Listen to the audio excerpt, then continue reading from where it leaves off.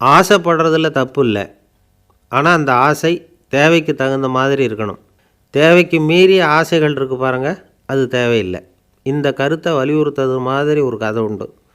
தேவேந்திரனுக்கு திடீர்னு வீடு கட்டணும்னு ஒரு ஆசை வந்து தான். வீடுன்னா நாம் கட்டுற மாதிரி இல்லை.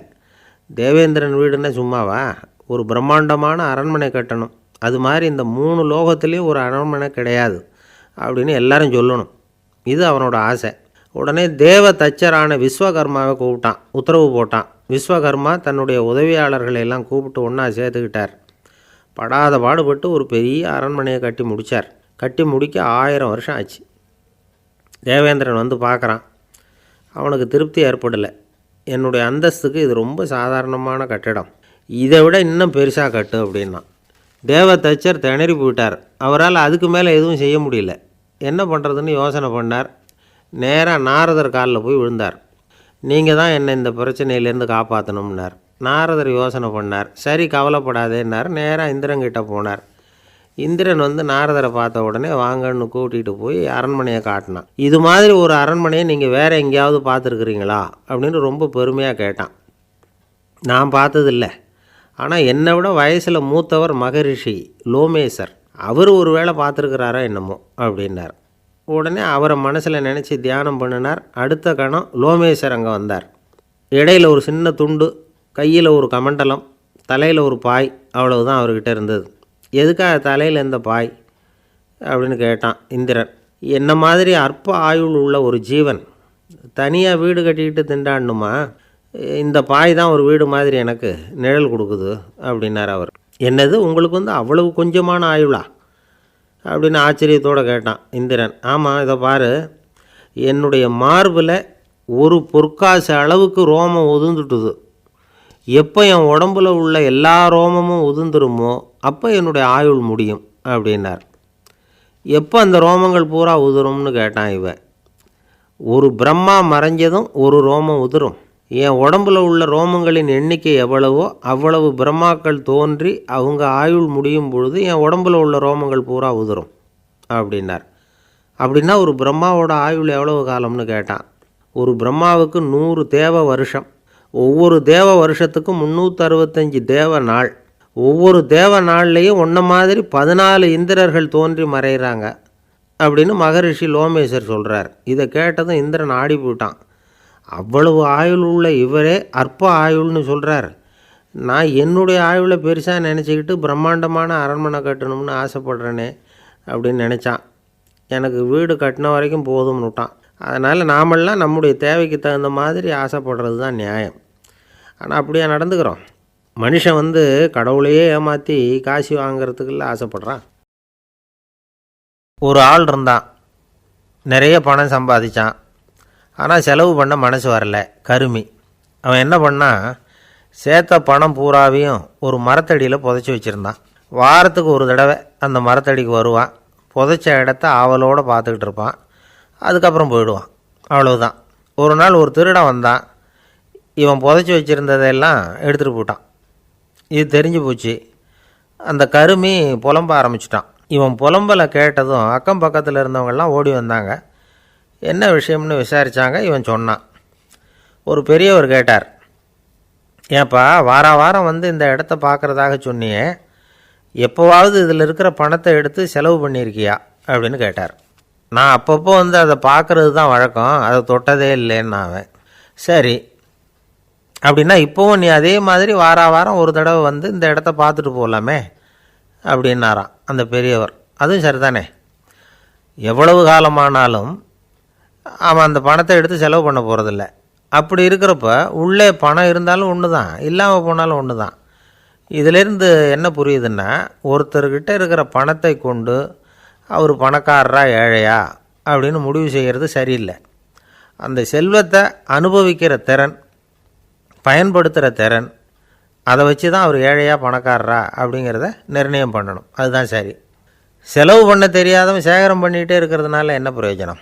தலைமுடியே இல்லாதவன் தாராளமாக சீப்புகளை வாங்கி சேகரம் பண்ணுறது மாதிரி தானே இது. சில சமயம் செலவு பண்ண நாம் தயாராக இருந்தால் கூட அந்த செல்வம் நமக்கு பயன்படுறதில்ல. அரேபியாவில் ஒரு நகை வியாபாரி விலை உயர்ந்த முத்துக்களை எல்லாம் அவர் வச்சு வியாபாரம் பண்ணிகிட்டு இருந்தார். அவர் ஒரு சமயம் ஒரு பாலைவனம் வழியாக போயிட்டுருக்கிறார் ஒட்டகத்தில். அப்போது திடீர்னு கடுமையான புயல் வீச ஆரம்பிச்சுட்டுது. திசை தவறி இவர் எங்கேயோ வந்துட்டார். கூட வந்தவங்களையும் காணலை, எங்கே போனாங்களோ தெரியல. இவர் ரொம்ப பயந்து போய் அங்கேயும் எங்கேயுமா அலைஞ்சு தெரிகிறார். வழியே தெரியல, பசி கடுமையாயிட்டுது. ஒட்டகத்து முதுகில் ஒரு மூட்டை இருந்தது, அதை பிரித்து பார்த்தார். உள்ளே ஏதாவது இருக்கான்னு தேடி பார்க்குறார். அது வரைக்கும் கண்ணில் தட்டுப்படாத அபூர்வமான ஒரு பை கண்ணில் பட்டுது. ஆஹா, அதில் ஏதாவது சாப்பிட்றதுக்கு இருக்கும் அப்படின்னு நினச்சி ஆவலாக அதை பிரித்து பார்க்குறார். அந்த பையில் விலை உயர்ந்த முத்துக்கள் நிறைய இருந்துதான். அப்போ தான் அவர் நினச்சாராம், விலை உயர்ந்த முத்துக்கள் கூட சாப்பிட்றதுக்கு உணவாக முடியாது அப்படிங்கிறத புரிஞ்சுக்கிட்டாராம். எந்த நேரத்தில் எது நமக்கு தேவையோ அது நமக்கு தாராளமாக கிடைக்கணும். அப்படி அது கிடைக்கிறதுக்கு நம்மக்கிட்ட இருக்கிற செல்வம் பயன்படணும். அது நமக்கும் பயன்படலாம், நம்ம மூலமாக அடுத்தவங்களுக்கும் பயன்படலாம். அதுதான் செல்வத்தின் பயன். ஒரு மரத்தடியில் ஒருத்தன் உட்காந்து அழுதுகிட்டு இருந்தான். அந்த பக்கமாக வந்த இன்னொருத்தன் ஏப்பா அழுதுகிட்டு இருக்கிறேன்னு கேட்டான். இந்த இடத்துல தான் பூமிக்கு அடியில் பணம் இருக்குது, புதைச்ச இடம் தெரியல, அதான் அழறேன் அப்படின்னா. நல்லா ஞாபகப்படுத்தி பாரு, எந்த இடத்துல புதைச்ச அப்படின்னு கேட்டான் இவன். அது எப்படி எனக்கு தெரியும், புதைச்சி வச்சிருக்கிறவன் நான் இல்லையே, எங்கள் எதிர்த்த வீட்டுக்காரன் அப்படின்னானா இவன். அந்த ஆள் என்னை கண்ணா பண்ணான்னு திட்டிவிட்டான் சார், அதை நினச்சா எனக்கு ரொம்ப வருத்தமாக இருக்குது அப்படின்னு சொல்லி கவலைப்பட்டார் ஒருத்தர். இதில் கவலைப்படுறதுக்கு என்ன இருக்குது அப்படின்னார் ஒரு பெரியவர். அவர் ஒரு மகான். என்ன சார் இப்படி சொல்கிறீங்க, ஒருத்தர் நம்ம பார்த்து திட்டுனா வருத்தமாக இருக்காதா அப்படின்னார். அது எப்படி வருத்தமாக இருக்கும், திட்டுறதுங்கிறது என்ன, அது வெறும் சத்தம் தானே அப்படின்னார் அந்த பெரியவர். நம்ம ஆளுக்கு தலையை பிச்சுக்கலாம் போல் இருந்தது. இருக்காது அப்படின்னா நமக்கே அப்படி தானே தோணுது. அந்த பெரியவர் சொல்கிறது ரொம்ப பெரிய விஷயம். அதை நாம் புரிஞ்சிக்க முயற்சி பண்ணலாம்னா நடைமுறை வாழ்க்கைக்கு அது ஒத்து வர்றது மாதிரி தெரிய மாட்டேங்குது. இருந்தாலும் அந்த பெரியவர் அதுக்கு என்ன தான் விளக்கம் கொடுக்குறாருன்னு பார்ப்போமே. ஒரு ரயில் போயிட்டுருக்கு, அதில் ஒரு சாது போயிட்டுருக்கார்.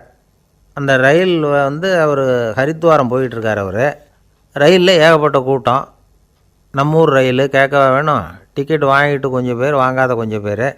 அது என்னத்துக்கு அனாவசியமாக டிக்கெட் அப்படிங்கிற நினப்பில் பாதி பேர். இந்த கூட்டத்துக்கு மத்தியில் அந்த சாதுவும் போயிட்டுருக்கிறார். உட்கார்றதுக்காக இருந்த இடத்துல ஒரு ஆள் படுத்துருக்கிறான், கொஞ்சம் முரட்டு ஆசாமி. அவன் கால் பக்கத்தில் கொஞ்சோண்டு இடம் பாக்கி இருந்தது. அந்த இடத்துல இந்த சாது உட்காந்துருந்தார். மெதுவாக உட்காந்துக்கிட்டார் போய். ஆனால் அந்த ஆள் ராத்திரி பூரா இவரை காலால் உதச்சிக்கிட்டே இருக்கிறான். அது இவருக்கு ரொம்ப அவமானமாக பட்டுது. அதனால் துக்கம் ஏற்பட்டுது. இருந்தாலும் அதை ஒரு மாதிரியாக சகிச்சுக்கிட்டே இவர் வந்து சேர்ந்தார். பொழுது விடிஞ்சுது. அந்த சாது ஹரித்வார் வந்து சேர்ந்தார். அங்கே ஒரு பெரிய ஞானியை சந்தித்தார். ராத்திரி ரயிலில் அந்த ஆள் உதைச்சதையும் அதனால் தனக்கு ஏற்பட்ட துக்கத்தையும் இந்த சாது அந்த ஞானிகிட்ட சொன்னார். சொல்லிவிட்டு, ஏன் சுவாமி, எனக்கு துக்கம் ஏற்பட்டதே அது தப்பா அப்படின்னு கேட்டார். தவறு தான்னார் அந்த ஞானி. உனக்கு இன்னமும் தேக அபிமானம் போகலைங்கிறது தான் அது காட்டுது. அஷ்டாவக்கிரர் என்ன சொல்கிறார் தெரியுமா, உண்மையான ஞானி யாராவது தன்னை வந்தனை செய்தால் அதற்காக சந்தோஷப்பட மாட்டார், யாராவது நிந்தனை செய்தால் அதற்காக வருத்தப்பட மாட்டார் அப்படின்னு சொல்கிறார். நிந்தனைங்கிறது ஒரு ஒலி தான். தேகாபிமானம் இருக்கிற வரைக்கும் இந்த ஒலி நம்மளை வேதனைப்படுத்தும். நான் தேகம் இல்லை, ஆத்மா அப்படிங்கிற நினைவு இருந்தால் இந்த ஒலி நம்மளை பாதிக்காது.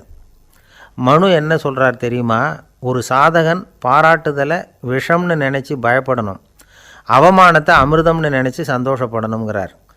அவமானப்பட்டால் கவலைப்படாமல் எப்படி இருக்க முடியும் அப்படின்னு தான் நமக்கு தோணும். அதனால தான் நம்மளில் யாரும் இதுக்கு உதாரணமாக யாரையும் காட்ட முடியல. புத்தரையும் கபீரையும் உதாரணமாக காட்டுறாங்க. அவங்களுக்கெல்லாம் அவமானம் ஏற்பட்டப்போ கவலையே படலையாம். புத்தரை அவமானப்படுத்தணுங்கிறதுக்காக கௌசாம்பி ராணி ஒரு இளம் பெண்ணை கொலை பண்ணி சடலத்தை புத்தர் குடிசைக்கு முன்னாடி போட சொன்னார். போட்டாங்க. புத்தர் தான் அந்த பொண்ணை கெடுத்து கொலை பண்ணிவிட்டார்னு எல்லோரும் நினச்சாங்க. ஆனால் புத்தர் இதை பற்றி கவலையே படலை. அப்புறமா உண்மை தெரிஞ்சதும் புத்தர் புகழ் இன்னும் அதிகமாகிட்டுது. ஒரு பெரிய சபையில் ஒரு மோசமான பொண்ணு நுழைஞ்சி தனக்கும் கபீருக்கும் சம்பந்தம் உண்டுன்னு சொன்னார். கபீர் கவலைப்படலை. அவங்க மாதிரியெல்லாம் நாமளும் இருக்க கற்றுக்கணும். நிந்தனை, அபகீர்த்தி, அவமானம் எல்லாம் ஆண்டவன் கொடுக்குற பிரசாதம்னு நினைக்கணும் அப்படின்னு சொல்கிறார் அந்த ஞானி. இதை கேட்ட இந்த காலத்து ஆசாமி ஒருத்தர், நான் கூட அப்படி தான் சார், யாராவது அவமானப்படுத்தினா கவலைப்பட மாட்டேன். நேற்று கூட ஒருத்தர் என்ன பலார்னு அரைஞ்சுட்டார், நான் கொஞ்சம் கூட கவலைப்படலை, பேசாமல் வந்துட்டேன்னார். ஏன் அப்படி வந்துட்டீங்க அப்படின்னேன். அவர் அரைஞ்சதுலேயும் ஒரு அர்த்தம் இருந்தது, அதனால தான் அப்படி வந்துட்டேன்னார். ஏன் அரைஞ்சாருன்னு கேட்டேன். 10 வருஷத்துக்கு முன்னாடி 15 ரூபா அவர்கிட்ட கடன் வாங்கினேன். அதை கேட்டு கேட்டு பார்த்துட்டு கடைசியாக தான் அரைஞ்சார் அப்படின்னார். ஆண்டவனுடைய பிரசாதம் இவருக்கு அடிக்கடி கிடைக்கும் போல இருக்கு. ஒரு பல்கலைக்கழகம், அங்கே ஒரு இலக்கிய பேராசிரியர், அவர் பாடம் நடத்திக்கிட்டு இருந்தார். ராபர்ட் ப்ரௌனிங் எழுதிய கவிதைகளை பற்றி சொல்லிகிட்டு இருக்கிறார். மாணவர்களும் ரொம்ப அக்கறையாக அதை கேட்டுக்கிட்டு இருக்கிறாங்க. ஒரு குறிப்பிட்ட கவிதையை பற்றி சொல்லும் பொழுது அந்த பேராசிரியருக்கே ஒரு சந்தேகம். அதாவது அந்த கவிதையின் சரியான அர்த்தம் என்னங்கிறதுல சந்தேகம். பேராசிரியர் யோசனை பண்ணார். அந்த கவிதையை முழுசாக புரிஞ்சிக்க முடியல. அதனால் மாணவர்களை பார்த்து சொன்னார், மாணவர்களே, ஒரு நாள் பொறுத்துக்குங்க. இந்த கவிதையை எழுதின கவிஞர் எங்கள் வீட்டுக்கு பக்கத்தில் தான் இருக்கிறார். இன்றைக்கி சாயந்தரம் நான் அவரை நேரிலேயே போய் பார்க்குறேன். பார்த்து இதுக்கு என்னங்க அர்த்தம்னு கேட்டுட்டு வந்துடுறேன். அதுக்கப்புறம் உங்ககிட்ட சொல்கிறேன் அப்படின்னாராம். அன்றைக்கி சாயந்தரமே அந்த பேராசிரியர் கவிஞரை தேடிக்கிட்டு போயிட்டார். கவிஞர் அவங்க வீட்டில் அவர் பாட்டு உட்காந்துருந்தாராம். இவர் போய் அவர் முன்னாடி உட்காந்தார். அப்புறம் கேட்டார், ஐயா, அந்த கவிதையின் முழு பொருள் என்னன்னு தெரிஞ்சுட்டு போகிறதுக்காக வந்திருக்கிறேன் அப்படின்னாராம். எந்த கவிதை அப்படின்னாராம் அவர். இவர் அந்த கவிதையை சொல்லியிருக்கார். கவிஞர் கொஞ்சம் யோசனை பண்ணிவிட்டு அப்புறம் சொன்னாராம், பேராசிரியரே, நீங்கள் கொஞ்சம் தாமதமாக வந்துட்டீங்கன்னாராம். இவருக்கு ஒன்றும் புரியல. நீங்கள் என்ன சொல்கிறீங்க? நான் தாமதமாக வந்துட்டேன்னா? நீங்கள் தான் உயிரோடு இருக்கிறீங்களே, அப்படி இருக்கும்பொழுது நான் தாமதமாக வந்துட்டேன்னா அது எப்படி அப்படின்னு இவர் குழம்பியிருக்கிறார். இப்போ கவிஞர் சொன்னாராம், ஐயா, நான் உயிரோடு இருக்கிறேன்னா இல்லையாங்கிறது முக்கியம் இல்லை. நான் அந்த கவிதை வரிகளை எழுதினப்போ 2 பேருக்கு அதோட அர்த்தம் தெரிஞ்சிருந்தது. இப்போ ஒரே ஒருத்தருக்கு தான் அதோட அர்த்தம் தெரியும் அப்படின்னாராம். பேராசிரியர் யோசனை பண்ணியிருக்கார். அப்படின்னா அந்த ஒருத்தர் கவிஞர் ராபர்ட் ப்ரௌனிங்கை தவிர வேறு யாராக இருக்க முடியும்? இவர் தான் அப்படிங்கிறத அவர் மனசில் நினச்சிக்கிட்டார். அதனால் சொன்னார், ஐயா, நான் தாமதமாக வரல, அந்த கவிதையின் பொருள் என்ன அது சொல்லுங்கன்னார். பேராசிரியரே, நான் சொல்கிறது உங்களுக்கு புரியலன்னு நினைக்கிறேன்.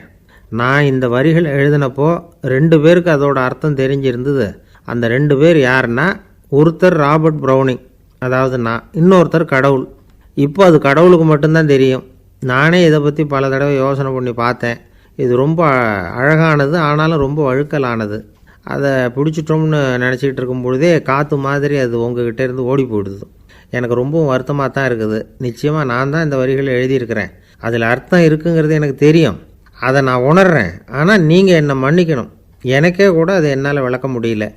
அப்படி இருக்கும் பொழுது உங்களுக்கு எப்படி அதை நான் விளக்க முடியும் அப்படின்னாரா அந்த கவிஞர். அனுபவிக்கப்படக்கூடிய எல்லாமே விளக்கப்படக்கூடிய ஒன்றல்ல, விளக்கப்படும் எல்லாமே அனுபவிக்கப்படக்கூடிய ஒன்றல்ல அப்படிங்கிறது ஞானிகளுடைய கருத்து. அதுக்காக தான் அந்த சம்பவம். வாழ்க்கையில் நீங்கள் தொடர்ந்து ஆய்வு செய்து கொண்டே இருக்கக்கூடிய விளக்கங்களை ஒருபோதும் அடைய முடியாத பரிமாணங்கள் இருக்கிறதுனால தான் அது அலுப்பு தட்டாமல் இருக்குது. உங்களால் நிறைய அனுபவிக்க முடியும். இருந்தாலும் நீங்கள் அனுபவித்து அறிந்த விஷயங்கள் கூட வார்த்தைகளால் விளக்கப்பட முடிவதில்லை அப்படிங்கிறது பெரியோர் சிந்தனை. இதெல்லாம் ஒரு பக்கம் இருக்கட்டும். நமக்கு தெரிஞ்ச பேராசிரியர் ஒருத்தர் 1 மணி நேரம் ரொம்ப விவரமாக வகுப்பு எடுத்தார். கடைசியாக சொன்னார், மாணவர்களே, ரொம்பவும் எளிமையாக விளக்கமாக எல்லா விவரமும் சொல்லியிருக்கிறேன். அதனால் இதில் உங்களுக்கு சந்தேகம் வர்றதுக்கு வாய்ப்பே இல்லை. இருந்தாலும் கேட்க வேண்டிய கடமை கேட்குறேன். இது வரைக்கும் நடத்தினதில் யாருக்காவது ஏதாவது சந்தேகம் உண்டா அப்படின்னு கேட்டாராம். எனக்கு ஒரே ஒரு சந்தேகம்தான் சார் அப்படின்னு எழுந்திரிச்சு நிற்கிறான் ஒருத்தன். என்னன்னு கேட்டாராம். இது வரைக்கும் நீங்கள் என்ன பாடம் சார் நடத்துனீங்க அப்படின்னானா அவன். அம்மாக்காரங்களுக்கு அடிக்கடி ஏற்படுற கவலை ஒன்று உண்டு. அதாவது குழந்தை சரியாக சாப்பிட மாட்டேங்குதே அப்படிங்கிற கவலை. இவங்கெல்லாம் ஒரு விஷயத்தை நல்லா புரிஞ்சுக்கணும். குழந்தைகள்ங்கிறவங்க பெரியவங்க மாதிரி இல்லை. அவங்க கடிகாரத்தில் மணியை பார்த்துட்டு சாப்பிட்றதுக்கு உட்கார்ற ரகம் கிடையாது. பசிச்சா சாப்பிடுவாங்க, இல்லைன்னா விளையாடுவாங்க அல்லது தூங்குவாங்க. அது புரியாமல் அவங்கள கட்டாயப்படுத்தி அல்லது மிரட்டி சாப்பிட வைக்கிறது ரொம்ப தப்பு. ஒரு 8 மாத குழந்தைக்கு 3 மணி நேரத்துக்கு ஒரு தடவை பசிக்கும்.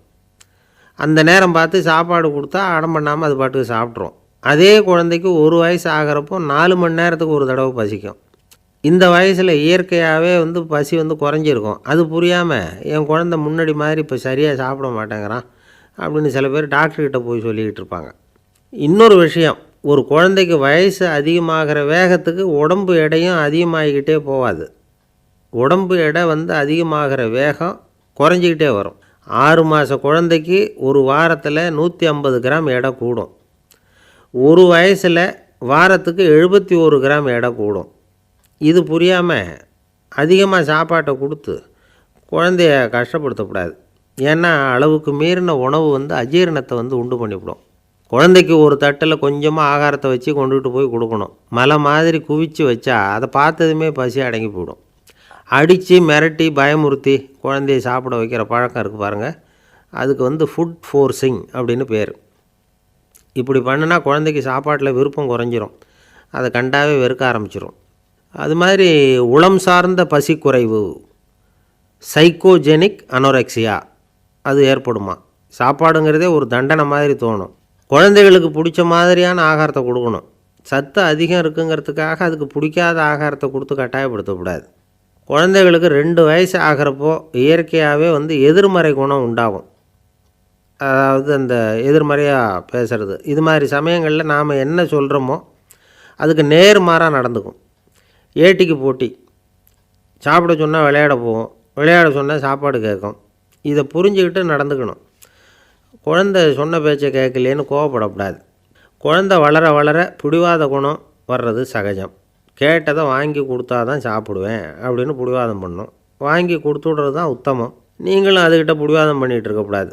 ஏன்னா கேட்டது கிடைக்கலையேங்கிற ஏமாற்றம் கூட குழந்தையோட பசியை குறைச்சிரும். கேட்டது கிடைச்சிட்டா பசி அதிகமாகும். கொடுத்ததை மலமலன்னு சாப்பிட்றோம். குழந்தைகளுக்கு கண்ட நேரத்தில் சாப்பிட்றதுக்கு எதையாவது வாங்கி கொடுத்துக்கிட்டு இருந்தால் சாப்பாட்டு நேரத்தில் சாப்பிடாமல் அடம் பண்ண ஆரம்பிச்சிடும். பள்ளிக்கூடம் போகிற பிள்ளைங்க காலை உணவை சரியாக சாப்பிட மாட்டாங்க. அச்சம், அவசரம், பரபரப்பு இதெல்லாம் தான் காரணம். பள்ளிக்கு புறப்படுறதுக்கு ஒரு 3/4 மணி நேரத்துக்கு முன்னாடியே சாப்பாடு போட்டுருங்க, அது சரியாக போடும். படிக்கிற குழந்தைகள் உடல் சோர்வு, மனச்சோர்வு இது காரணமாக கூட சாப்பிட மறுக்கிறது உண்டு. இப்போ உதாரணமாக சாயந்தரம் விளையாடி விட்டு வீட்டுக்கு வந்ததும் சாப்பிட சொன்னால் வேணாம்பாங்க. இது உடல் சோர்வு. ரொம்ப நேரம் வீட்டு பாடங்களை செஞ்சு முடித்த கையோடு சாப்பிட சொன்னாலும் அவங்களால சரியாக சாப்பிட முடியாது. இது உளச்சோர்வு, அதாவது மனச்சோர்வு. இதை தவிர குழந்தைகளுக்கு உடல் நலக்குறைவு ஏற்பட்டால் கூட சாப்பிட மறுக்கிறது உண்டு. சில மருந்து மாத்திரைகள் கூட பசியை குறைச்சிரும். அதனால் சரியாக தெரிஞ்சுக்கிட்டு குழந்தைகளை சாப்பிட வைக்கணும். அது புரியாமல் கையில் சாப்பாட்டு தட்டை வச்சுக்கிட்டு குழந்தைகளை விரட்டிக்கிட்டு அலையக்கூடாது. ஒரு சின்ன பையன் சொன்னான், எங்கள் அம்மா சாப்பாடு போடுறது தெரிஞ்சால் நான் உடனே வீட்டை விட்டு வெளியில் ஓடி போடுவேன் அப்படின்னா. ஏன் அப்படி பண்ணுறேன்னு கேட்டோம். எங்கள் அப்பா கூட அது மாதிரி தான் சார் பண்ணுவார் அப்படிங்கிறான். பந்திக்கு முந்தர ஆசாமிகள் நம்மளில் பல பேர் உண்டு. அப்படி முந்தறதுக்கு கூட முயற்சி பண்ணுறவங்க நிறைய பேர் இருக்கிறாங்க. இதில் என்ன ஒரு விஷயம்னா, பந்திக்கு முந்துறது கூட தப்பு இல்லை. ஆனால் அப்படி ஒரு விருந்தில் ஆளாக போய் உட்காந்து சாப்பிட்டா கூட வெளியில் வர்றப்ப என்ன பெரிய விருந்து வச்சுட்டான், சாம்பாரில் உப்பு இல்லை, ரசத்தில் காரம் இல்லை அப்படின்னு குறை சொல்லிகிட்டே வர்றது இருக்குது பாருங்கள். அது சரியில்லை, நாகரிகமும் இல்லை. கல்யாண பத்திரிகையில் என்ன போட்டிருக்குது, என் பொண்ணுக்கும் இன்னார் பையனுக்கும் கல்யாணம், எல்லாரும் குடும்பத்தோடு வந்திருந்து மணமக்களை ஆசீர்வதிக்கணும், இப்படி தானே போட்டிருக்கோம். குடும்பத்தோடு விருந்து சாப்பிட்டு சாப்பாடு எப்படி இருக்குன்னு அபிப்பிராயம் சொல்லிவிட்டு போங்க அப்படின்னா போட்டிருக்கு கல்யாண பத்திரிகையில். ஒருத்தர் வீட்டு விசேஷத்துக்கு போயிருக்கோம்னா எவ்வளவோ அசௌகரியங்கள் நமக்கு ஏற்படலாம். ஏராளமான கூட்டம் வந்திருக்கும். எல்லாரையும் அவங்க தனித்தனியாக கவனிச்சிக்கிட்டு இருக்க முடியாது. நாம் தான் அனுசரித்து நடந்துக்கணும். நாமளாக போய் வாழ்த்த வேண்டியவங்களை வாழ்த்தி விட்டு சேரணும். அதை விட்டுட்டு பத்திரிக்கை கொடுத்தானேன்னு போனேன், கவனிப்பே சரியில்லை அப்படின்னு புலம்பிக்கிட்டு இருக்கக்கூடாது. ஒரு விருந்துக்கு போனால் அங்கே எப்படி நடந்துக்கணும் அப்படிங்கிறத பற்றி கூட அனுபவசாலிகள் சில விவரங்கள்லாம் சொல்லியிருக்கிறாங்க. இந்த காலத்தில் கல்யாணம், பிறந்த நாள், அது இதுன்னு நிறைய விருந்துகள் நடக்குது. அதெல்லாம் எதுக்காக? மனித உறவுகளை வளர்த்துக்கிறதுக்காக தான், வேறு எதுக்கு? ஒரு விருந்துக்கு போனால் அமைதியாக பொறுமையாக போய் உட்காரணும். அடித்து பிடிச்சிக்கிட்டு இடத்த பிடிக்க போகிறேன் அப்படின்னு நிற்கக்கூடாது. முதல் பந்தி நடந்துக்கிட்டு இருந்தால் அது முடிஞ்சு இலை எடுத்து சுத்தம் பண்ணதுக்கு அப்புறம் போய் உட்கார்றது தான் நாகரீகம். இலை எடுக்கிறதுக்கு முன்னாடியே அங்கே போய் உட்காந்தா நல்லா இருக்காது. நீங்கள் சாப்பிட்டுட்டு உட்காந்துருக்கீங்களா, சாப்பிட்றதுக்கு உட்காந்துருக்கீங்களா, பார்க்குறவங்களுக்கு சந்தேகம் வந்துடும். அதே மாதிரி இலையில் எல்லா ஐட்டமும் பரிமாறினதுக்கு அப்புறம் சாப்பிட ஆரம்பிக்கணும். ஒவ்வொரு ஐட்டமாக வைக்க வைக்க நாம் பாட்டுக்கு எடுத்து உள்ளே தள்ளிகிட்டே இருந்தோம்னா எதை வச்சோம் எதை வைக்கலன்னு பரிமாறினவரே குழம்பி போயிடுவார். ஏன்னா எப்போ பார்த்தாலும் இலை காலியாகவே இருக்கும். சாப்பிட்றப்போ உங்கள் சாப்பாட்டையே நீங்கள் கவனிக்கணும். அடுத்தவங்க இலையில் என்ன இருக்குது, பக்கத்தில் இருக்கிறவர் எதை அதிகமாக சாப்பிட்றார், இதெல்லாம் நமக்கு என்னத்துக்கு? எல்லோரும் சாப்பிட்டு முடிக்கிற வரைக்கும் பொறுமையாக இருக்கிறது தான் நல்லது. நீங்கள் மட்டும் திடீர்னு பாதியில் எழுந்திரிச்சு பக்கத்தில் இருக்கிறவங்களுக்கு சங்கடமாக இருக்குமேங்கிறதெல்லாம் யோசிக்காமல் நீங்கள் பாட்டு எழுந்திரிச்சு போகக்கூடாது. பக்கத்தில் உள்ளவங்க உங்களை எழுந்திரிக்க சொன்னால் எழுந்திரிச்சு போகலாம். விருந்துகளில் சாப்பாட்டை வீணாக்கிறதே ஒரு நாகரிகமாக போட்டுது இந்த காலத்தில். சாப்பாட்டுக்கே கஷ்டப்பட்டுக்கிட்டு பல பேர் இந்த உலகத்தில் இருக்கிறப்போ சாப்பாட்டை வீணாக்கிறது எவ்வளோ பெரிய மோசங்கிறத நினச்சி பார்க்கணும். வேணுங்கிற அளவுக்கு கேட்டு வாங்கி சாப்பிட்றது தான் முறை. விருந்தில் இந்த பஃபே அப்படின்னு சொல்லி ஒரு முறை சொல்கிறாங்கல்ல, அதாவது உணவு வகைகளையெல்லாம் பொதுவாக ஒரு இடத்துல வச்சுடுறது, நமக்கு தேவையானதை நாமே எடுத்து ஒரு தட்டில் போட்டுக்கிட்டு சாப்பிட வேண்டியது. இதில் கூட சில பேர் தேவைக்கு அதிகமாக எடுத்து போட்டுக்கிட்டு வீணாக்குறாங்க. சில சமயம் கடைசியாக சாப்பிட போகிறவங்களுக்கு எல்லா ஐட்டமும் கிடைக்காம போகலாம். அதை போய் பெருசு பண்ணிகிட்டு இருக்கக்கூடாது. என்ன சார் இந்த அளவுக்கு கூடவா நாகரிகம் தெரியாமல் இருக்கிறோம், இதை போய் பெருசாக சொல்ல வந்துட்டீங்களே அப்படின்னு நினைக்கலாம். ஒருத்தர் 2 பேருக்கு இந்த விவரம் தேவைப்படலாம். அவங்க காதலையும் இது விழட்டுமேங்கிறதுக்காக தான் இது. ஒரு பெரிய கல்யாண விருந்து நடந்துக்கிட்டு இருந்தது. விருந்து மண்டபத்து வாசலில் ஒருத்தர் நின்றுக்கிட்டு வர்றவங்களையெல்லாம் ரொம்ப மரியாதையாக வணங்கி உள்ளே அனுப்பி வச்சுக்கிட்டு இருந்தார். எப்படி தெரியுமா? வர்றவங்க கையெல்லாம் பிடிச்சி முத்தம் கொடுத்து அதுக்கப்புறம் உள்ளே அனுப்பி வச்சுக்கிட்டு இருந்தாராம். கூட்டம்லாம் முடிஞ்சதுக்கப்புறம் அவர்கிட்ட போய் கேட்டிருக்கிறாங்க, சார் நானும் எவ்வளவோ விருந்துகளுக்கு போயிருக்கிறேன், இருந்தாலும் இவ்வளவு மரியாதையாக வர்றவங்க கைக்கெல்லாம் முத்தம் கொடுத்து வரவேற்கிறத இங்கே தான் பார்க்குறேன் அப்படின்னு சொன்னாங்க. அதுக்கு அவர் சொன்னார், அட போங்க சார், நான் முத்தம் கொடுக்கல, முந்தின பந்திக்கு சாப்பிட்டவங்களே அடுத்த பந்திக்கும் வர்றாங்களான்னு மோந்து பார்த்து அனுப்பி வச்சுக்கிட்டு இருந்தேன் அப்படின்னார். ஒருத்தர் மனசில் நிம்மதி இல்லாமல் உட்காந்துருந்தார். என்ன சார் விஷயம் அப்படின்னு விசாரித்தேன். அகலக்கால் வச்சுட்டேன், அதுதான் அவதிப்படுறேன்னார். விவரமாக சொல்லுங்கன்னு. வீடு கட்டணும்னு ஆரம்பித்தேன், வேலை பாதியிலே நிற்கிது, கையில் பணம் இல்லை அப்படின்னார். இது மாதிரி ஆசாமிகள் பல பேரை நீங்கள் பார்த்துருக்கலாம். இவங்கெல்லாம் சுலபமாக மன அழுத்தத்துக்கு ஆளாயிடுறாங்க. மன உளைச்சல், அதாவது ஸ்ட்ரெஸ் அப்படின்னு சொல்கிறோமே, அதுக்கு அடிப்படையான சில காரணங்கள் உண்டு. அதாவது மிகையாக திட்டமிடுதல் அப்படிங்கிறதும் ஒரு முக்கியமான காரணம். நடைமுறை சாத்தியம் என்னங்கிறத மனசில் வச்சுக்கிட்டு எந்த திட்டத்தையும் தீட்டணும், அப்போ தான் அது சரியாக வரும். 2வது காரணம் என்ன தெரியுமா? ஒரே நேரத்தில் பல்வேறு செயல்களில் ஈடுபடுறது. தொலைபேசியில் பேசிக்கிட்டே கையில் இருக்கிற கடிதத்தை படிச்சுக்கிட்டே எதிரில் உட்காந்துக்கிட்டு இருக்கிறவருக்கும் அப்பப்போ பதில் சொல்லிக்கிட்டு மனசில் பல்வேறு சிந்தனைகளை அப்படியே ஓட விட்டுக்கிட்டு இருக்கிறது, இதுவும் மன அழுத்தத்தை உண்டாக்குது. 3வது காரணம், எதிலேயும் வெற்றி மட்டும் எதிர்பார்க்குற ஒருதலைப்பட்சமான ஆர்வம். நாம் தொட்டதெல்லாம் வெற்றியாகவே முடியணும் அப்படின்னு எதிர்பார்க்குறவங்க ஏதாவது ஒன்றில் தோல்வியை கண்டால் தோண்டு போயிடுறாங்க. எப்படியும் முடியலாம்ங்கிற எண்ணம் ஏற்கனவே நமக்குள்ளே இருந்துட்டுதுன்னா அந்த அவஸ்தை வராது. அதனால் அதுவும் நம்ம வளர்த்து கொள்ள வேண்டிய ஒரு குணம். மன உளைச்சல் ஏற்படுறதுக்கு இன்னொரு காரணம், எதையும் வேகமாக செஞ்சுடணும் அப்படிங்கிற துடிப்பு. அந்த துடிப்பே மனசை அழுத்த ஆரம்பிச்சிடும். எந்த ஒரு காரியத்திலையும் தாமதமோ இடையூறோ ஏற்பட்டால் அதை பொறுத்துக்கிற மனப்போக்கம் வேணும். அது இல்லாதவங்க அழுத்தத்துக்கு ஆளாயிடுறாங்க. சில பேர் வேலைன்னு எந்த நேரம் பார்த்தாலும் வேலையே கதின்னு கிடப்பாங்க. பொழுதுபோக்குக்கோ உடற்பயிற்சிக்கோ குடும்பத்தில் உள்ளவங்க அல்லது நண்பர்கள் கூட கலந்துரையாடவோ கொஞ்சம் கூட நேரம் ஒதுக்க மாட்டாங்க. இந்த சுபாவம் மன அழுத்தத்தை உண்டு பண்ணும். இதையெல்லாம் புரிஞ்சுக்கிட்டு அதிலிருந்து விடுபடுறது எப்படின்னு யோசிக்கணும். வல்லுநர்கள் இது தொடர்பாக சில யோசனைகளை சொல்லி வச்சுருக்கிறாங்க. அது என்னென்னா, வாழ்க்கைங்கிறது பிரச்சனைகளால் பின்னப்பட்ட ஒன்று, அது எப்போவுமே முடிவடையாத ஒரு தொடர்கதை அப்படிங்கிறத முதல்ல நாம் புரிஞ்சுக்கணும். ஒரே நேரத்தில் ஒரு காரியத்தில் மட்டுமே நாம் கவனம் செலுத்தணும். அடுத்தவங்க காரியத்தில் தலையிடக்கூடாது. எதையும் பேச ஆரம்பிக்கிறதுக்கு முன்னாடி நம்மை நாமே கேட்டுக்க வேண்டிய கேள்வி 2. 1, நான் சொல்ல போகிறது ரொம்ப முக்கியமானதா? 2வது, நான் சொல்கிறத அவங்க கேட்குறதுக்கு ஆசைப்படுறாங்களா? நான் பேசுகிறதுக்கு அது சரியான நேரம் தானா? இதை யோசித்து பார்த்ததுக்கப்புறம் எதையும் பேச ஆரம்பிக்கணும். முடிஞ்ச அளவுக்கு வளைந்து போகிற சுபாவத்தை வளர்த்துக்கணும். நம்ம நேரம் விலை மதிப்பு இல்லாதது, அதை வீணாக்கக்கூடாது. சிரிக்க தெரியலனாலும் பரவாயில்ல, முகத்தில் கொஞ்சம் புன்முறுவலாவது காட்டணும். இதெல்லாம் ரொம்ப முக்கியம். அடுத்தவங்க ஏதாவது செஞ்சால் உடனே நன்றி சொல்ல மறக்கக்கூடாது. தினமும் கொஞ்சம் நேரத்தை தனிமையில் செலவு பண்ணணும். மன உளைச்சலிருந்து விடுபடுறதுக்கு 3 முக்கிய வழிகள் சொல்கிறாங்க. அதை சுருக்கமாக ரெட் அப்படின்னு சொல்கிறாங்க. RED ஆங்கில எழுத்தில். அந்த முதல் எழுத்து ஆர், அது என்னென்னா ரிலாக்ஸேஷன், அதாவது இடை ஓய்வு. ரெண்டாவது இ வந்து எக்ஸர்சைஸ், உடற்பயிற்சி. மூணாவது டயட், திட்டமிட்ட உணவு முறை. அதனால் தியானம், மூச்சு பயிற்சி இதெல்லாம் வந்து இந்த இடை ஓய்வுக்கு வழிகள். எந்த வேலையையும் தொடர்ந்து செய்யக்கூடாது. எல்லார்கிட்டையும் கலகலப்பாக பழகணும். மாதத்துக்கு ஒரு நாளாவது குடும்பத்தோடு வெளியில் போயிட்டு வரணும்.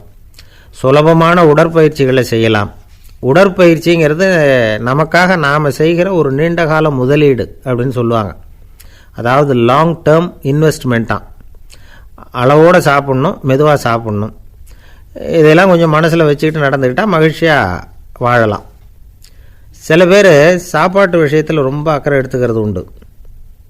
ஒரு குண்டு ஆசாமி சாப்பிட உக்காந்தார். முதல்ல ஒரு மாத்திரை சாப்பிட்டார். எதுக்குன்னு கேட்டோம். பசி எடுக்கிறதுக்குன்னார். சாப்பிட்டு முடித்தார். பிறகு மறுபடியும் ஒரு மாத்திரை சாப்பிட்டார். இது எதுக்குன்னு கேட்டோம். சாப்பிட்டது ஜீரணமாகறதுக்கு அப்படின்னார். ஒரு ஆஃபீஸில் வேலை பார்க்குற ஒருத்தர் ஏதோ தப்பு பண்ணிவிட்டார். உடனே மேல் அதிகாரி அவரை கூப்பிட்டு அனுப்புனார். நீ செஞ்சது தப்புன்னார் கோபமாக. இது ஒரு ரகம். சில அதிகாரிகள் இப்படி நீங்கள் செஞ்சது தப்புன்னு சொல்கிறதில்ல, நீங்கள் செஞ்சது சரி அப்படின்னு சொல்கிறதில்ல. எப்படி சொல்லுவாங்கன்னா, நீங்கள் செஞ்சது வந்து சரியில்லைன்னு நான் நினைக்கிறேன் அப்படின்னு சொல்லுவாங்களாம். அதாவது சில பேர் வந்து நீங்கள் செஞ்சது தப்புங்கிறாங்க, அதையே மாற்றி சொல்கிறாரு இவர், நீங்கள் செஞ்சது சரியில்லைன்னு நினைக்கிறேன். இது ரெண்டும் வந்து அர்த்தம் ஒன்று தான், இருந்தாலும் வார்த்தைகள் வித்தியாசம். நிர்வாக திறமை இல்லாத ஒரு அதிகாரி யூ ஆர் ராங் அப்படின்னு சொல்லுவாராம். நிர்வாக திறமை உள்ள அதிகாரியாக இருந்தால் அதையே கொஞ்சம் மாற்றி I think you are not correct அப்படிம்பாரான். இதுதான் வித்தியாசம். இருந்தாலும் வார்த்தைகளை உபயோகப்படுத்துகிற விதத்தை வச்சு தான் வேலை நல்லா நடக்கிறதும் நடக்காததும் இருக்குது. விவரம் தெரிஞ்சவங்க என்ன சொல்கிறாங்க தெரியுமா? Be a leader not a boss அப்படிங்கிறாங்க. ஒரு லீடராக பாஸாக இருக்காதே அப்படிங்கிறாங்க. சரி, அப்படின்னா லீடருக்கும் பாஸுக்கும் வித்தியாசம் உண்டா அப்படின்னு கேட்டால் இருக்குன்னு சொல்கிறாங்க. லீடருங்கிறவர் வேறு, பாஸுங்கிறவர் வேறு. ஒரு லீடர் எப்படி நடந்துக்குவார், ஒரு பாஸ் எப்படி நடந்துக்குவார், இதை முதல்ல நாம் தெரிஞ்சுக்கணும். அவங்க எப்படி நடந்துக்குவாங்க அப்படிங்கிறதுக்கு சில விவரங்கள் இருக்குது. அதை கேட்டோம்னா நாம் புரிஞ்சுக்கலாம் அதை. அதாவது பாஸுங்கிறவர் விரட்டிக்கிட்டே இருப்பார், லீடருங்கிறவர் ஊக்கப்படுத்திக்கிட்டே இருப்பார். நாளைக்கு சாயந்தரத்துக்குள்ளே அந்த வேலையை செஞ்சு முடிக்கலைன்னா தொலைச்சி விடுவோம் தொலைச்சி அப்படிம்பார் அவர். இவர் எப்படி சொல்லுவார்னா, இது வரைக்கும் நீங்கள் செஞ்சுருக்கிற வேலை ரொம்ப அற்புதம் அப்படிம்பார். பாஸுங்கிறவர் அதிகாரத்தை நம்பி செயல்படுறவர், லீடருங்கிறவர் நல்லெண்ணத்தை நம்பி செயல்படுறவர். நம்மக்கிட்ட அதிகாரம் இருக்குது, பவர் இருக்குது, அதனால் காரியத்தை சாதிச்சுடலாம் அப்படின்னு நினைக்கிறவர் அவர். மற்றவங்கக்கிட்ட ஒரு நல்ல அபிப்பிராயத்தை சம்பாதிச்சுக்கிட்டு அது மூலமாக காரியங்களை சாதிக்கிறவர் இவர். பாஸுங்கிறவர் பயத்தை உண்டு பண்ணுவார், லீடருங்கிறவர் அன்பை பரவ செய்வார். அதை செய்யலைன்னா ஆடிட்டில் தகராறாயிடும், இது செய்யலைன்னா இன்க்ரிமெண்ட்டு கட் ஆகிடும், இப்படி ஏதாவது சொல்லி பயமுறுத்திக்கிட்டே இருப்பார் அவர். இவர் அப்படி இல்லை. உடம்பு இப்படி இருக்குது, வீட்டில் எல்லோரும் சௌக்கியமாக இருக்கிறாங்களா, ஆஃபீஸில் எல்லாம் வசதியாக இருக்குதா, நான் ஏதாவது உதவி செய்யணுமா அப்படின்னு அன்புக்கு முக்கியத்துவம் கொடுப்பார். பாஸுங்கிறவர் எதுக்கெடுத்தாலும் நான் சொல்லிக்கிட்டு இருப்பார், லீடருங்கிறவர் நாமன்னு சொல்லிக்கிட்டு இருப்பார். பாஸுங்கிறவர் தப்புக்கு காரணம் யாருன்னு பார்ப்பார், லீடருங்கிறவர் தப்பு என்னன்னு பார்ப்பார். இதுதான் ரெண்டு பேருக்கு வித்தியாசம். The boss shows who is wrong, the leader shows what is wrong அப்படின்னு சொல்லுவாங்க. இந்த காரியம் எப்படி செய்யப்பட்டிருக்கு அப்படின்னு தெரிஞ்சுக்கிறவர் பாஸ். இந்த காரியத்தை எப்படி செய்யணும்னு செஞ்சு காட்டுறவர் லீடர். பாஸுங்கிறவர் பணியாளர்களை திட்டுவார், லீடர் வந்து மரியாதைக்குரியவராக நடத்துவார், அதுக்குரியவராக அவர் நடந்துக்குவார். செய்கிற வேலையை ஒரு சுமையாக நினைக்க வைக்கிறவர் பாஸ், செய்கிற வேலையை ஒரு சந்தோஷமாக ஆக்கிறவர் லீடர். ஒரு முதலாளியாக இருக்கிறவர் அல்லது ஒரு நிர்வாகியாக இருக்கிறவர் இது மாதிரியான நுணுக்கங்களையெல்லாம் தெரிஞ்சு வச்சுக்கிறது நல்லது. ஒரு பாஸ் இருக்கார், அவர் ஒரு நாள் ரொம்ப பெருமையாக தன்னோட ஆஃபீஸை பற்றி பேசிக்கிட்டு இருந்தார். எனக்கு கீழே 200 பேர் வேலை செய்கிறாங்க சார், நான் ஒரு கோடு கிழிச்சா அவங்க அதை தாண்டாத அளவுக்கு நான் நடந்துக்கிறேன் சார் அப்படின்னார் அவர். அது எப்படி முடியுது உங்களால் அப்படின்னு கேட்டோம். நான் கோடே கிழிக்கிறதில்ல சார் அப்படின்னார். என்ன சார் உங்கள் பையன் என்ன செஞ்சுக்கிட்டு இருக்கிறான் இப்போது அப்படின்னு கேட்டார் ஒருத்தர். அடிக்கடி கண்ணாடி முன்னாடி நின்று அழகு பார்த்துக்கிட்டு இருக்கிறான் சார் அப்படின்னார் அப்பா. இளம் பருவம் இப்படி தான் இருக்கும், அதையெல்லாம் சாதாரணமாக நினச்சிடாதீங்க அப்படின்னார் அவர். என்ன சார் சொல்கிறீங்க, கண்ணாடி முன்னாடி நின்றுக்கிட்டு நேரத்தை வீணாக்கிக்கிட்டு இருக்கான், அதை ஒரு பெரிய விஷயமா நான் நினைக்கணுமா அப்படின்னார் இவர். இளம் பருவத்தில் இளைஞர்களுக்கும் சின்ன பொண்ணுங்களுக்கும் அடிக்கடி கண்ணாடியில் பார்க்கணும்னு தோணும். அது வெறுமனே அழகு பார்க்குறது மட்டும் இல்லை, அவங்க தங்களையே தேடி கண்டுபிடிக்கிற ஒரு முயற்சி அது. இது ஒரு மனோதத்துவ விளைவு. இது வரைக்கும் சின்ன பிள்ளையாக இருந்துட்டோம், இனிமேல் நாமளும் மற்றவங்க மாதிரி மனிதர்கள் தான் அப்படிங்கிற உணர்வு அவங்களுக்கு வருது. தங்களோட முகம் எப்படி இருக்குது, அழகு எப்படி இருக்குது, உடம்பு நேரம் எப்படி இருக்குது, முடி எப்படி இருக்குது அப்படிங்கிறதையெல்லாம் கண்டுபிடிக்கிறாங்க. அதுக்கப்புறம் இன்னொரு ஆணோ பொண்ணோ தன்னை கவனிக்கணும் அப்படின்னு நினைக்கிறாங்க. இதெல்லாம் மனோதத்துவ உண்மைகள், இதெல்லாம் இயற்கை. இதை பார்த்துட்டு பெற்றவங்க பிள்ளைங்க கெட்டு போட்டாங்க அப்படின்னு நினைக்கக்கூடாது, அவங்கள திட்டிக்கிட்டே இருக்கக்கூடாது. இன்றைக்கி பல குடும்பங்களில் இதுதான் நடந்துக்கிட்டு இருக்குது. மனுஷ வாழ்க்கையிலேயே இப்படியும் இல்லாத அப்படியும் இல்லாத ஒரு பருவம் இளம் பருவம். 13லேருந்து 19 வயசுக்கு உட்பட்ட ஆண்கள் பெண்கள் இந்த வகையை சேர்ந்தவங்க, டீனேஜ் குரூப். இவங்கள சின்னவங்கன்னு நினச்சிட முடியாது, பெரியவங்கன்னு நினச்சிட முடியாது. இவங்க ரொம்ப சென்சிட்டிவ். சமூகம் நினச்சா இவங்களை நல்லவங்களாகவும் ஆக்கலாம், கெட்டவங்களாகவும் ஆக்கலாம். கொஞ்சம் அக்கறை எடுத்துக்கிட்டால் பெரிய பெரிய மேதைகளையும் விஞ்ஞானிகளையும் உருவாக்கலாம். ஆனால் நடக்கிறது என்ன தெரியுமா, அநேகமாக இவங்களை யாருமே சரியாக புரிஞ்சுக்கிறது இல்லை, இவங்களை சரியாக நடத்துறதும் இல்லை. இது வரைக்கும் நாம் சொல்கிறத கேட்டுக்கிட்டு இருந்தான், இப்போல்லாம் அவன் இஷ்டத்துக்கு நடக்க ஆரம்பிச்சுட்டான் அப்படின்னு வருத்தப்படுற பெற்றோர்கள் அதிகம். இது வருத்தப்படுற விஷயம் இல்லை, சந்தோஷப்பட வேண்டிய விஷயம். உங்கள் புள்ள சொந்தமாக யோசிக்க ஆரம்பிக்கிறதும் நடந்துக்க ஆரம்பிக்கிறதும் ஒரு தப்பான விஷயமா? அவன் கடைசி வரைக்கும் உங்கள் பேச்சையே கேட்டுக்கிட்டு இருக்கணுங்கிறது என்ன நியாயம்? இன்றைக்கி இளைஞர்களை பெரியவங்க தப்பாக புரிஞ்சுக்கிட்டு தவறாக நடத்துறதுனால தான் அவங்களுக்கு வெறுப்பு, எரிச்சல், மனக்கசப்பு எல்லாம் உண்டாகுது. பெற்றவங்க சரியாக மதிக்கிறது இல்லை அப்படிங்கிற ஒரே காரணத்தினாலேயே வீணாக போகிற பிள்ளைங்க இன்றைக்கி அதிகம்.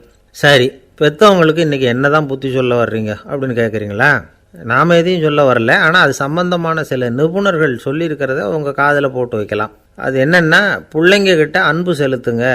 குழந்தையாக இருந்தப்போ எவ்வளவு பாசமாக இருந்தீங்க, வளர வளர அதை ஏன் குறைச்சிக்கிறீங்க?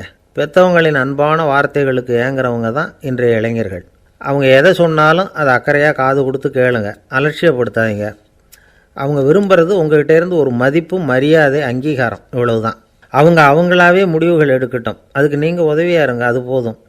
மற்றவங்க முன்னாடி, முக்கியமாக அவங்க நண்பர்கள் முன்னாடி அவங்கள பற்றி மட்டமாக பேசாதீங்க. அவங்கக்கிட்ட பொய் சொல்லக்கூடாது. நீங்கள் சொன்னது பொய்ன்னு தெரிஞ்சு போச்சுன்னா உங்கள் பேரில் அவங்களுக்கு இருக்கிற மதிப்பு போயிடும், நம்பிக்கை போயிடும். அவங்களுக்கு முன்னாடி நீங்கள் சண்டை போடக்கூடாது. உங்கள் பிள்ளைய எப்பவும் இன்னொரு பிள்ளையோட ஒப்பிட்டு பேசுகிற வேலையே வேணாம். கூட பிறந்த மற்றவங்களோட கூட ஒப்பிடக்கூடாது. இப்படி செஞ்சால் அவன் உங்ககிட்டையும் பிரியமாக இருக்க மாட்டான், அவங்ககிட்டையும் பிரியமாக இருக்க மாட்டான். புள்ள எங்கே போகிறான், என்ன பண்ணுறான் அப்படின்லாம் துப்பறிஞ்சிக்கிட்டு இருக்கக்கூடாது. இளைஞர்கள் தனிமையை விரும்புகிறவங்க. அவங்கள பெட்டியில் வச்சு மூடி பாதுகாக்கணும்னு நினைக்கக்கூடாது. அவங்கள எப்படி பாதுகாக்கிறது அப்படிங்கிறது அவங்களுக்கே தெரியும். உங்கள் புள்ள எப்படி நடந்துக்கணும்னு நீங்கள் எதிர்பார்க்குறீங்களோ அது மாதிரி நீங்கள் நடந்து காட்டுங்க, அது போதும். ஒரு வீட்டில் அப்பாவும் அம்மாவும் பேசிக்கிட்டு இருக்கிறாங்க. என்னங்க, நம்ம பொண்ணு பெரியவளாயிட்டா, அடிக்கடி கண்ணாடி முன்னாடி போய் நின்றுக்கிட்டு இருக்கிறா, சீக்கிரமாக ஒரு பையனை பார்த்து கல்யாணத்தை முடிக்காமல் இப்படி மசன்னு கல் மாதிரி உட்காந்துருக்குறீங்களே அப்படின்னு சத்தம் போட்டாங்க அந்த அம்மா. அவசரப்படாத, பார்க்குறதுக்கு கண்ணுக்கு அழகாக லட்சணமாக புத்திசாலியாக ஒரு பையன் கிடைக்க வேணாமா, அதுதான் பார்த்துக்கிட்டு இருக்கிறேன் அப்படின்னார் அப்பா. இதுக்கு அந்த அம்மா சொல்கிறாங்க, எங்கள் அப்பா இப்படியெல்லாம் நினச்சிக்கிட்டு இருந்திருந்தா எனக்கு கல்யாணமே ஆயிருக்காது தெரியுமா அப்படின்னாங்களாம். 1816 வருஷம் செப்டம்பர் மாதம் 11 பிரான்ஸ் தேசத்தில் உள்ள ஒரு மருத்துவமனை. அங்கே ஒரு இளம் டாக்டர் கொஞ்ச நாளைக்கு முன்னாடி தான் அந்த ஆஸ்பத்திரியில் புதுசாக வேலைக்கு சேர்ந்துருக்கிறார். அவர் பேர் ரெனே லெனக். அவர் அன்னைக்கு காலையில் அந்த மருத்துவமனையில் அப்படியே ரவுண்ட்ஸ் வந்துக்கிட்டு இருக்கிறார். வார்டில் ஒரு படுக்கையில் ஒரு இளம்பெண் படுத்திருக்கிறா. அந்த பொண்ணுக்கு இருதய நோயாக இருக்கலாம்ங்கிறது மற்ற டாக்டர்கள் சந்தேகம். அந்த காலத்துல எல்லாம் ஒருத்தருடைய இருதய துடிப்பை தெரிஞ்சுக்கணும்னா நோயாளியின் மார்பில் டாக்டர் காதை வச்சு பார்த்து தான் தெரிஞ்சுக்கிறது வழக்கம். ஆனால் இந்த பெண்ணும் இளம்பெண், அந்த டாக்டரும் புதுசாக சேர்ந்துருக்கிறவர். அதனால் பரிசோதனை பண்ண தயங்கினார். கொஞ்ச நேரம் யோசனை பண்ணார். திடீர்னு ஒரு ஞாபகம் வந்தது அவருக்கு.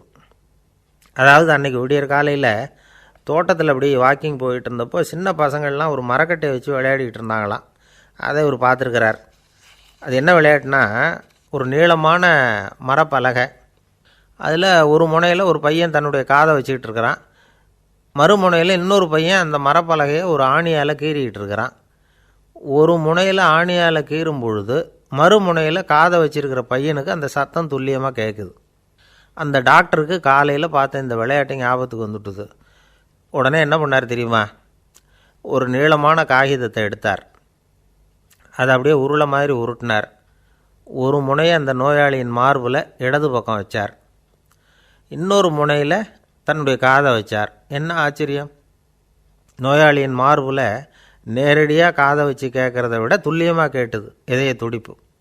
இதய துடிப்பு மட்டும் இல்லை, மூச்சு இழுத்து விடுறது, திரவ பொருள்களின் அசைவு, எல்லா சத்தமும் தெளிவாக கேட்குது. கிரேக்க மொழியில் ஸ்டெத்தாஸ் அப்படின்னா மார்பு, ஸ்கோப்பின் அப்படின்னா பார்ப்பதுன்னு அர்த்தம். அதனால் டாக்டர் ரெனே லெனக் தான் கண்டுபிடிச்ச கருவிக்கு ஸ்டெத்தஸ்கோப் அப்படின்னு பேர் வச்சார். அவரே முதல் மாடலையும் செஞ்சார். அளவு ரொம்ப பெருசாக இருந்தது, சுலபமாக எடுத்துகிட்டு போகிறது கஷ்டம், அது அவ்வளோ கஷ்டமாக இருந்தது அது. அதனால் அவரே அதை அப்புறம் 2 பிரிவாக தயார் பண்ணார். இது 2 துண்டையும் டாக்டர் தன்னோட கோட்டு பாக்கெட்டில் வச்சுக்கலாம், தேவைப்படுறப்ப எடுத்து ஒன்றா சேர்த்துக்கலாம். இப்படி தான் அவர் ஆரம்பத்தில் பண்ணார்.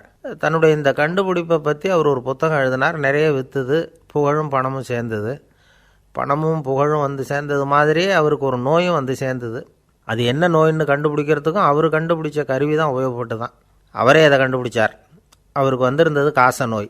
1826ஆம் வருஷம் ஆகஸ்ட் மாதம் 13ஆம் தேதி உலகத்தின் முதல் ஸ்டெதஸ்கோப்பை கண்டுபிடிச்ச டாக்டர் ரெனே லெனக் காலமானார். அவர் சாகிறதுக்கு முன்னாடி மரத்தால் செஞ்சு வச்சுருந்த ஸ்டெதஸ்கோப்பை தனக்கு வேண்டியப்பட்ட ஒரு டாக்டர்கிட்ட கொடுத்து, என்னுடைய சொத்துக்கள்லேயே ரொம்ப வசந்தது அப்படின்னு சொன்னாராம். அதுக்கப்புறம் 3 வெள்ளைக்காரங்க சேர்ந்து இந்த கருவியில் சில மாற்றங்களை பண்ணாங்க. ஆனால் 1829 லண்டனில் டாக்டர் நிக்கோலஸுங்கிறவர் ஒரு காதால் இதய துடிப்பை கேட்குறத விட டாக்டர் 2 காதாலையும் கேட்குறது தான் சரியாக இருக்கும் அப்படின்னு ஒரு கருத்தை வெளியிட்டார். அதுக்கப்புறம் ரொம்ப காலம் கழித்து 1852 ஜார்ஜ் காமான் அப்படிங்கிறவர் ரப்பர் டியூபுகளை உபயோகப்படுத்தி 2 காதாலையும் கேட்குற மாதிரி ஒரு புதிய வடிவத்தை அதுக்கு கொடுத்தார். அதுக்கு பிறகு அது படிப்படியாக எவ்வளவோ மாற்றங்கள் இருந்தாலும் ஆரம்பத்தில் டாக்டர் ரெனே லெனக் உருவாக்கின அடிப்படை மாடலை யாரும் மாற்றி அமைக்கலைங்கிறது தான் முக்கியமான விஷயம். நமக்கு தெரிஞ்ச ஒரு ஆஸ்பத்திரி, அதில் ஒரு நோயாளி, காலை நேரத்தில் நர்ஸு அந்த பக்கமாக போயிட்டு இருந்தாங்க. அதை பார்த்துட்டு ஒரு நர்ஸுன்னு கத்துறார். நர்ஸு அவசரமாக ஓடி என்ன விஷயம்னு கேட்டாங்க. சிஸ்டர், இங்கே பாருங்கள், உங்கள் டாக்டரை என் நெஞ்சில் அவர் காதை வச்சு கேட்டுக்கிட்டு இருக்கிறார் அப்படின்னார் நோயாளி. சிஸ்டர் பதட்டப்படாமல், அதனால் என்ன, இந்த டாக்டர் பழமையான விஷயங்களில் ரொம்ப நம்பிக்கை உள்ளவர், அதனால் ஸ்டெதாஸ்கோப்பை உபயோகப்படுத்தாமல் காதை வச்சு கேட்குறார், அது ஒன்றும் தப்பு இல்லை அப்படின்னாங்களாம். ஐயோ, அதுக்காக இல்லை சிஸ்டர், இவர் என் நெஞ்சு மேலே தலையை வச்சது நேற்று ராத்திரி 9 மணி, இப்போ விடிஞ்சு போச்சு, இன்னமும் தலையை எடுக்கவே இல்லை, அதுக்காக தான் சந்தேகப்பட்டு உங்களை கூப்பிட்றேன் அப்படின்னாராம். அரேபிய நாடு, அங்கே ஒரு ஆட்சி தலைவர், அரேபிய நாட்டு ஆட்சி பொறுப்பை ஏற்றுக்கிட்டவர். அவர் ஆட்சி பொறுப்பை ஏற்றுக்கிட்ட பிறகு ஒரு நாள் ஒரு தெருவில் நடந்து போய்கிட்டு இருந்தார். அவர் தோளில் ஒரு பெரிய துணி மூட்டை, அதை சுமந்துக்கிட்டு கடத்தெருவை நோக்கி அவர் போய்கிட்டு இருக்கிறார். வழியில் அவரை சந்தித்தார் உமர். அவர் கேட்டார், கலீஃபா அவர்களே, எங்கே புறப்பட்டுட்டீங்க அப்படின்னு கேட்டார். கலீஃபான்னா ஆட்சி தலைவர்னு அர்த்தம். இதுக்கு அவர் சொன்னார், நான் துணி வணிகம் செய்கிறவன், அதனால் துணி வியாபாரம் செய்கிறதுக்காக போயிட்டுருக்கிறேன்னார். நீங்கள் இப்போ இந்த நாட்டுக்கு ஆட்சி தலைவர், ஆட்சி பொறுப்பில் இருக்கிறீங்க, நீங்கள் வியாபாரம் செய்ய போட்டால் அரசு பணிகளை செய்கிறது யார் அப்படின்னு கேட்டார் அவர். நான் அரசு பணிகளை மட்டுமே செஞ்சுக்கிட்டு இருந்தால் என் குடும்பத்தை காப்பாற்றுறது யார் அப்படின்னு கேட்டார் அவர். இப்படி கேட்டவர் யார் தெரியுமா? அவர் தான் அபூபக்கர், இறை தூதர் முகமது அவர்களுக்கு பிறகு கலீஃபாவாக தேர்ந்தெடுக்கப்பட்டவர். அப்போலாம் ஆட்சி தலைவர்களுக்கு சம்பளம்னு எதுவும் கிடையாது. இந்த பிரச்சனையை எப்படி தீர்க்கிறதுன்னு யோசனை பண்ணார் உமர். அபு உபைதா அவர்கள்கிட்ட அழைச்சிட்டு போனார். அவர் யாருன்னா, அவர் தான் பொது நிதி கருவூலத்தின் பொறுப்பாளர். அவர்கிட்ட பிரச்சனையை சொன்னார். இது மாதிரி ஆட்சித் தலைவருக்கு பொது நிதியிலிருந்து ஊதியம் அளிக்க முடியுமான்னு கேட்டார். பொது நிதி விதிகளின்படி அதுக்கு சாத்தியமில்லைன்னு சொல்லிவிட்டார் அவர். சரி, வேறு ஏதாவது வழி இருக்குதான்னு கேட்டார் உமர். அபு உபைதா கொஞ்சம் யோசனை பண்ணி பார்த்தார். அப்புறமா சொன்னார், மக்காவிலிருந்து மதீனாவுக்கு குடிபெயர்ந்து வந்த அகதிகளுக்கு நிதி உதவி அளிக்கிறதுக்கு விதிகளில் இடம் இருக்குது. அப்படி பார்த்தா அபூபக்கரும் அகதி தானே, அதனால் எல்லா அகதிகளுக்கும் கொடுக்கறது மாதிரியே அவருக்கும் ஒரு தொகை அளிக்கலாம்னார். கலீஃபா அபூபக்கருக்கு இந்த அகதி உதவி தொகையைத்தான் கொடுத்துட்டு வந்தாங்களாம். குடும்ப செலவுக்கு அது போதுமானதாக இல்லை. இருந்தாலும் கலீஃபாங்கிறதுக்காக மற்ற அகதிகளை விட அதிகமாக தொகையை பெற அவர் விரும்பலை. மார்பு பக்கம் கிழிஞ்சிருந்த ஒரு மேலாடையை தான் அவர் அணிஞ்சிருந்தார். அவருடைய துணைவியார் அஸ்மா அவங்க ஒரு நாள் தேன் அருந்த ஆசையாக இருக்குன்னாங்களாம். நமக்கு கிடைக்கிற ஊதியம் குடும்ப செலவுக்கே போதுமானதா இல்லையே, இந்த நிலையில் தேன் வாங்கிறதுக்கு காசுக்கு நான் எங்கே போவேன்ருக்கார் அவர். கொஞ்ச நாள் கழித்து அவங்க ஒரு தொகையை அவர்கிட்ட கொடுத்து தேன் வாங்கிட்டு வர சொன்னாங்களாம். இவருக்கு ஆச்சரியம், ஏது இந்த பணம்னு கேட்டிருக்காரு. நீங்கள் தினமும் குடும்ப செலவுக்காக கொடுத்துக்கிட்டு வந்த பணத்தில் கொஞ்சம் கொஞ்சமாக மிச்சப்படுத்தி வச்சேன்னாங்களாம். அபூபக்கர் அந்த பணத்தை எடுத்துக்கிட்டு நேராக பொது நிதி கருவூல பொறுப்பாளர்கிட்ட போனார். இந்த பணத்தை பொது நிதியில் சேர்த்துருங்க, இது அதிகப்படியாக எனக்கு தரப்பட்டு வந்த ஊதியம், அடுத்த மாதத்துலேருந்து இந்த தொகையை குறைச்சிங்கன்னு வேறு சொல்லிவிட்டாராம். பசியை தணிக்க தேவையான அளவு உணவு, ஒரு ஜோடி உடை, இதை தவிர கூடுதலாக மக்கள் பொது நிதியிலிருந்து வாங்கிக்கிறதுக்கு என் குடும்பத்தாருக்கு உரிமை இல்லை அப்படின்னு சொல்லி கண்டிப்பாக சொல்லிவிட்டாராம். அவர் வாங்கிட்டு வந்த இந்த குறைந்த ஊதியம் கூட அவர் மனசை உறுத்திக்கிட்டே இருந்தது. கடைசி நேரம் அவர் தம்முடைய மகள் ஆயிஷா அவர்களை அழைச்சார். மகளே, இதுவரைக்கும் பொது நிதியிலிருந்து நான் வாங்கிட்டு வந்த தொகை என்னுடைய இதயத்தில் பாரமாக அழுத்திக்கிட்டு இருக்கு. என் தோட்டத்தை விற்று அதில் வர்ற பணத்திலேருந்து நான் இதுவரைக்கும் வாங்கிட்டு வந்த ஊதிய தொகையை கணக்கு போட்டு பொது நிதியில் சேர்த்து விடு அப்படின்னாராம். பதவி ஏற்கிறதுக்கு முன்னாடி தன்கிட்ட இருந்ததை விட இப்போ கூடுதலாக என்ன சொத்து இருக்குன்னு பார்த்துருக்கார். ஒரு ஒட்டகம், ஒரு கோப்பை, ஒரு பணியாள். இதையும் அடுத்தபடியாக கலீஃபாவா வர்றவர்கிட்ட ஒப்படைச்சிருங்க அப்படின்னு விட்டாராம். அதே மாதிரி அடுத்து வந்த உமர்கிட்ட ஒப்படைச்சாங்க. அப்போ உமர் சொன்னாராம், அபூபக்கரே, இந்த முன்மாதிரியால் உங்களுக்கு பிறகு இந்த ஆட்சி பொறுப்பை ஏற்கிறவர்களை பெரும் நெருக்கடிக்கு ஆளாகி விட்டீங்க அப்படின்னு சொல்லி ரொம்ப கண் கலங்கினாராம். கடைசியாக அபூபக்கர் தன்னுடைய குடும்பத்தாருக்கு விட்டு சென்ற சொத்து ஒரு படுக்கை விரிப்பு, ஒரு போர்வை, அவ்வளவுதான். இது சிந்திக்க வேண்டிய ஒரு செய்தி. ஒரு ஊரில் ஒரு மன்னர் இருந்தாராம். அமைச்சர் அவர்கிட்ட சொன்னாராம், மன்னா, நம்ம ராஜ்யத்தில் இனிமே லஞ்ச ஊழலே இருக்காதுன்னாராம். ஆஹா, அப்படின்னா ஊழல் பேர் வழிகளையெல்லாம் நாடு கடத்தியாச்சா அப்படின்னு கேட்டிருக்கார் மன்னர். இதுக்கு அவர், அப்படி இல்லைங்க, இனிமேல் கொடுக்கறதுக்கு ஜனங்கள்கிட்ட பணமே இல்லை அப்படின்னாராம். இந்த உலகத்தில் எல்லாருக்கும் மகிழ்ச்சி தரக்கூடிய ஒரு பொருள் எது? இது ஒரு முக்கியமான கேள்வி. இந்த கேள்விக்கு பொருத்தமான ஒரு பதிலை உங்களால் சொல்ல முடியுமா? அதாவது கொஞ்சம் யோசித்து பார்த்தா பணம்னு சொல்லலாமா? இப்போ கையில் காசு இல்லாதவங்ககிட்ட ஒரு 10 ரூபாயை கொடுத்தா அது அவனுக்கு சந்தோஷத்தை கொடுக்கும். ஏற்கனவே வருமான வரி பிரச்சனையில் சிக்கி இருக்கிறவர்கிட்ட இன்னும் கொஞ்சம் பணம் இந்தாங்கன்னு சொல்லி கொடுத்தோம்னா அது அவருக்கு சங்கடத்தை தான் கொடுக்கும். அதனால் அந்த கேள்விக்கு பணங்கிறது பொருத்தமான பதிலாக இருக்க முடியாது. கேள்வி என்னென்னா, இந்த உலகத்தில் எல்லாருக்கும் மகிழ்ச்சி தரக்கூடிய ஒரு பொருள் எது? சரி, இனிப்புன்னு சொல்லலாமா? ஏன்னா எல்லாருக்கும் இனிக்க தானே செய்யும். அதுலேயும் ஒரு சிக்கல் இருக்குது. சர்க்கரை வியாதிக்காரங்களுக்கு அது என்ன சந்தோஷத்தையாக கொடுக்கும்? ஆக எல்லாருக்கும் வேறுபாடு எதுவும் இல்லாமல் மகிழ்ச்சியை கொடுக்கக்கூடியது வேறு ஏதோ ஒன்று இருக்குது. அது என்னன்னு கண்டுபிடிக்கணும். அதுதான் இன்றைக்கி தகவல். இப்போ அதை கண்டுபிடிக்கணும்னா இந்த கதையை கேட்கணும். அது என்ன கதைன்னா, ஒரு ஊரில் ஒரு ராஜா இருந்தார். அவருக்கும் இதே சந்தேகம் வந்துட்டுது. அதாவது எல்லாருக்கும் இன்பம் தரக்கூடிய பொருள் எது அப்படின்னு. இதுக்கு பதில் தெரிஞ்சுக்கிறதுக்கு ஆசைப்பட்டார். சரி, அதுக்கு என்ன செய்யலாம்னு யோசனை பண்ணார். நாட்டு மக்களுக்கு பகிரங்கமாக ஒரு அறிவிப்பு கொடுத்தார். நம்ம நாட்டு மக்கள் இன்பம் தரக்கூடிய பொருள் எதுன்னு நினைக்கிறாங்களோ அதை கொண்டுக்கிட்டு அரண்மனையில் உள்ள கண்காட்சி மண்டபத்தில் வைக்கலாம். அப்படி அவங்க வைக்கிற பொருள்களில் எது எல்லாருக்கும் இன்பம் தரக்கூடியதாக இருக்குமோ அதை வச்சவருக்கு 1000 பொற்காசுகள் பரிசு அப்படின்னு அறிவிப்பு கொடுத்துட்டார். ஜனங்கள் இந்த அறிவிப்பை கேட்டாங்க. அதுக்கப்புறம் சும்மா இருப்பாங்களா?